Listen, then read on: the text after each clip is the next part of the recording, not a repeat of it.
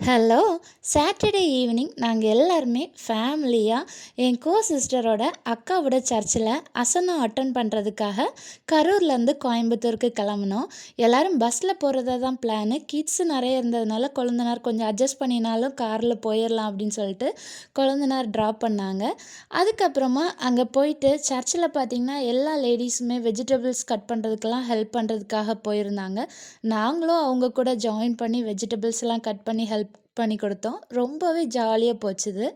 Next day Sunday morning நாங்களும் குழந்தைகளும் சர்ச்சுக்கு ரெடி ஆயிட்டோம். எங்க ஃபேமிலியோட சின்ன இன்ட்ரோ. இதுதான் லாஸ்ட் மருமக. இதுதான் செகண்ட் மருமக. அதாவது கேட்டு சாத்துறவங்க.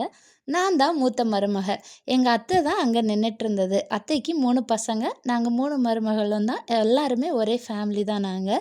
ஸோ எங்க போனாலுமே எப்பவுமே மோஸ்ட்லி நாங்க ஒண்ணாவே தான் போவோம். ஜென்ட்ஸ் எல்லாம் பிஸ்னஸ் பண்றதுனால வர முடியல. சர்ச்சு ஆராதனை நடக்கும்போது வீடியோஸ் எதுவுமே எடுக்கல. அதுக்கப்புறம் ஃபுட் அங்க தான் அரேஞ்ச் பண்ணியிருந்தாங்க. ஃபுட் சாப்பிட்றதுக்காக எல்லாருமே உட்காந்துட்டோம் சேர்ந்தே. கிட்ஸ் எல்லாம் டேபிள் மேலலாம் உட்காந்து விளையாடிட்டு இருந்தாங்க.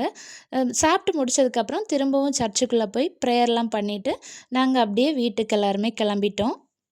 இப்படியே சண்டே ரொம்ப ஜாலியாவும், பீஸ்ஃபுல்லாவும் போச்சுது.